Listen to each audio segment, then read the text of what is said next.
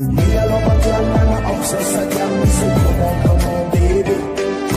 Mia lo patlana she make me fall she's so sweet so cute. প্রেমের হাওয়া গায়লা tap তারপরে আপনাকে ওর ভিতরে যেটা একটা ভিডিও গ্যালারিতে যেতে হবে। ভিডিও গ্যালারি যাওয়ার পর ফটো অপশানে মারবেন। যে ফটোতে আপনি রিলিক্স বানাতে চান সেটা সাইজ আপনি মেনশন করবেন। শর্ট ভিডিও বানানোর জন্য 9x60 আপনি সিলেক্ট করবেন। কত সেকেন্ডের আপনি ভিডিও বানাতে চান সেটা একটা সিলেক্ট করে নেবেন। 25 সেকেন্ডের কি 30 সেকেন্ডের, এটা সিলেক্ট করার পরে আপনি ওখানে ডান করে দিলেন।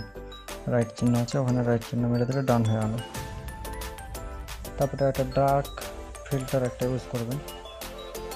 ডার্ক ফিল্টার ইউজ হলে একটু ভিডিওটা ভালো হয়, এটা আপনি বেছে নেবেন আপনার পছন্দ মতো। তারপরে ডান করে দিলেন ভিডিওটা পুরোটাই মানে একটা। এবার আপনি একটা ইফেক্ট বেছে নেবেন যেটা আপনার পছন্দ। আমার কাছে বেশি এই ইফেক্টটা বেশি ভালো লাগে, এটাই বেশি আমি ইউজ করি ভিডিওর মধ্যে। আপনিও একটা পছন্দ মতো করে ইউজ করে নেবেন। আর এটা লম্বা করে টেনে নিতে হবে, যতটা আপনার ভিডিও ততটাই, তাহলে দেখতে ভালো লাগবে ভিডিওটা। তারপরে আপনি যতটা ভিডিওটা টান দিলেন, যতটা ভিডিও অতটা টান দিয়ে আপনি টিক চিহ্ন মেরে দেবেন।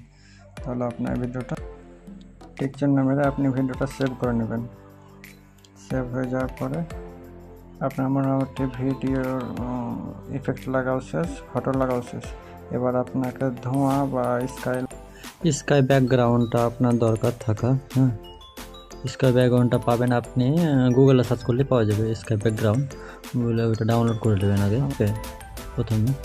তারপরে ওটা বড় করতে হবে, স্ক্রিন যত বড় আছে অত বড়টাই করতে হবে। অত বড় করার পরে আপনার ওটা আবার ব্ল্যান্ড করে নিতে হবে। স্কাইটা বড় করলাম, বড় করার পর সাইডে টানলাম ওটা। এটা আবার আপনি যতটা নেবেন এইটা ইফেক্টটা, ওটাকে ডবল করতে হবে। এখানে ডবলের অপশান আছে দেখেন, এই ডবল ট্যাপ করলাম, অত বড় হলো। আরেকবার ডবল ট্যাপ করলাম, যতটা বড়টা ভিডিও অতটাই নিলাম। এটা বাড়তে হয়ে যাচ্ছে, এই বাড়তিটা কী হতে হবে, কেটে যেতে হবে। এখানে স্পিডে মারলাম, স্পিড মেরে ডেড মেরে দিলাম, কেটে গেলো।